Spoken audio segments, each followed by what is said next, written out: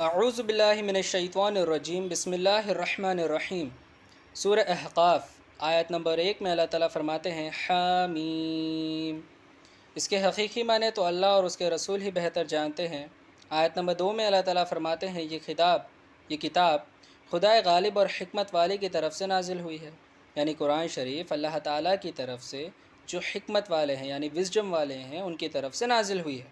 آیت نمبر 3 میں اللہ تعالیٰ فرماتے ہیں اللہ تعالیٰ نے آسمانوں اور زمین کو اور جو کچھ ان دونوں میں ہے حکمت کے ساتھ ایک مقررہ مدت تک کے لیے پیدا کیا ہے، یعنی ایک فکسڈ کیے ہوئے ٹائم تک کے لیے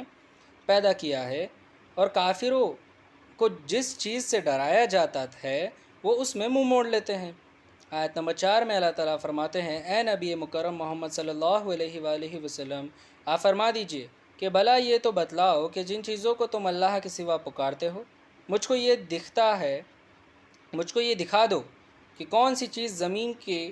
کی انہوں نے پیدا کی ہے یا ان کی آسمانوں میں کوئی شرکت ہے۔ میرے پاس کوئی کتاب تو لاؤ جو اس سے پہلے کی ہو یا کوئی قول انبیاء کا ہو جو چلا آتا رہا ہو، اسے پیش کرو اگر تم سچے ہو۔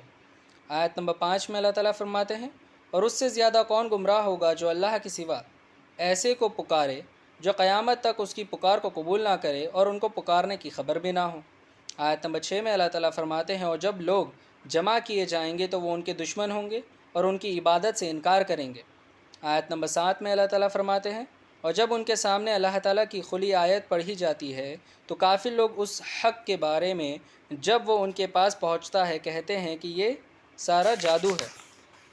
آیت نمبر 8 میں اللہ تعالیٰ فرماتے ہیں کیا یہ لوگ کہتے ہیں کہ اس نے از خود بنا لیا ہے تو تم اللہ کے سامنے میرے بچاؤ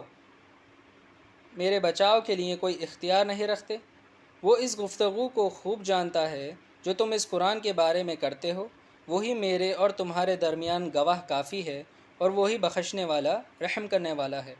آیت نمبر 9 میں اللہ تعالیٰ فرماتے ہیں اے نبی مکرم محمد صلی اللہ علیہ وآلہ وسلم، آپ فرما دیں کہ میں کوئی نیا رسول نہیں آیا اور میں نہیں جانتا میرے ساتھ کیا سلوک کیا جائے گا اور تمہارے ساتھ کیا سلوک کیا جائے گا۔ میں تو اسی کی پیروی کرتا ہوں جو مجھے وحی کی جاتی ہے اور میں تو صرف صاف ڈرانے والا ہوں۔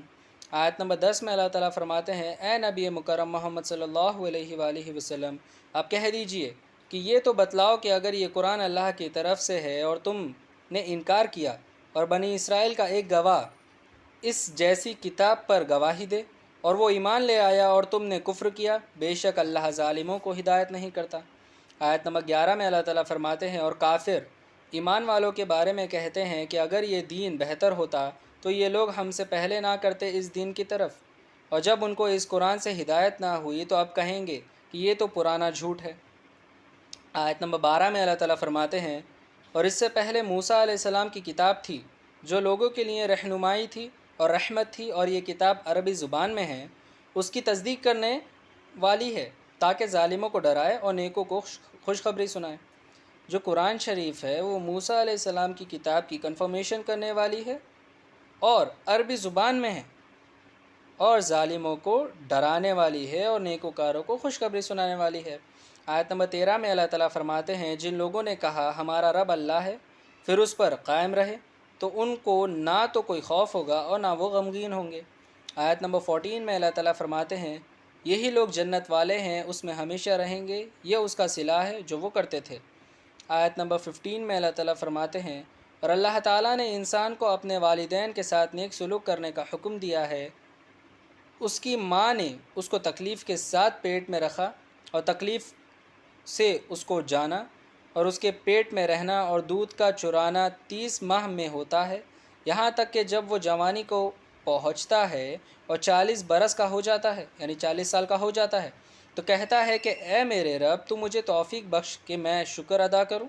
تیری ان نعمتوں کا جو تو نے مجھے اور میری ماں باپ کو عطا فرمائی ہے، اور یہ کہ میں نیک عمل کروں جن کو تو پسند کرتا ہے، اور میرے لیے میری اولاد میں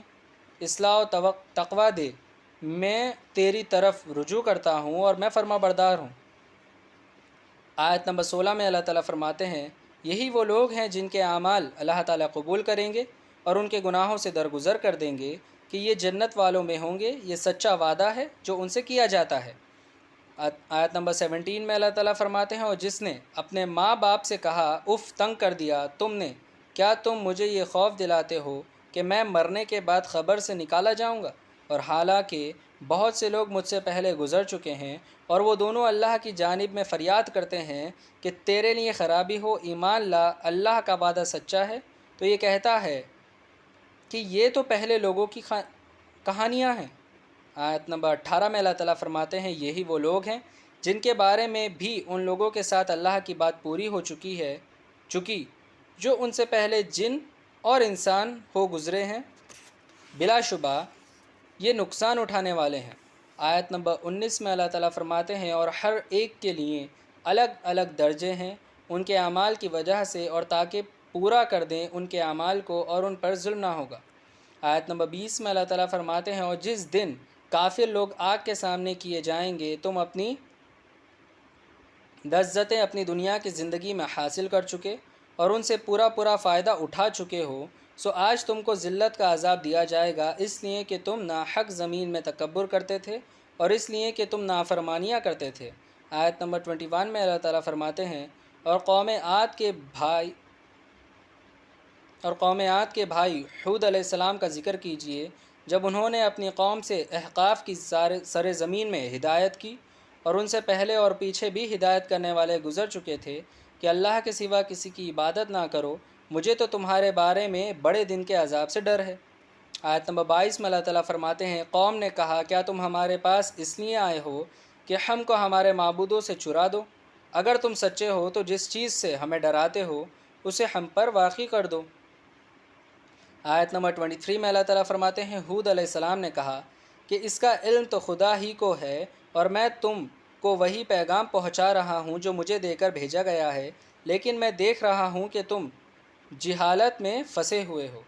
آیت نمبر 24 میں اللہ تعالیٰ فرماتے ہیں پھر جب قوم نے عذاب کو دیکھا بادل کی شکل میں ان وادیوں کی طرف آ رہا ہے جو حود علیہ السلام نے کہا یہ بادل ہے جو ہم پر برسے گا، نہیں بلکہ یہ وہ ہے جس کے لیے تم جلدی کرتے تھے، یہ ایک آندھی ہے جس میں دردناک عذاب ہے۔ آیت نمبر 25 میں اللہ تعالیٰ فرماتے ہیں کہ ہر چیز کو اپنے رب کے حکم سے تباہ کر دیتی ہے، پھر وہ ایسی ہو گئے کہ ان کے گھروں کے سوا کوئی چیز نظر نہیں آتی تھی، گناہ گاروں کو ہم ایسی ہی سزا دیا کرتے ہیں۔ آیت نمبر 26 میں اللہ تعالیٰ فرماتے ہیں اور اللہ تعالیٰ نے ان کو ایسی طاقتیں دی تھیں جو تم لوگوں کو نہیں دیں، اور ہم نے یعنی اللہ تعالیٰ نے ان کو کان، آنکھ اور دل دیے تھے، چونکہ وہ اللہ کی آیت کا انکار کرتے تھے، تو نہ ان کے کان اور نہ آنکھیں اور نہ ان کے دل ان کے ذرا کام آئے، اور جس کا وہ مذاق اڑاتے تھے اسی نے ان کو گھیرا۔ آیت نمبر 27 میں اللہ تعالیٰ فرماتے ہیں اور اللہ تعالیٰ نے تمہارے ارد گرد بستیوں کو ہلاک کر ڈالا، اور اللہ تعالیٰ نے بار بار اپنی نشانیاں بیان کر دیں تاکہ وہ رجوع کریں۔ آیت نمبر 28 میں اللہ تعالیٰ فرماتے ہیں تو جن کو انہوں نے اللہ کا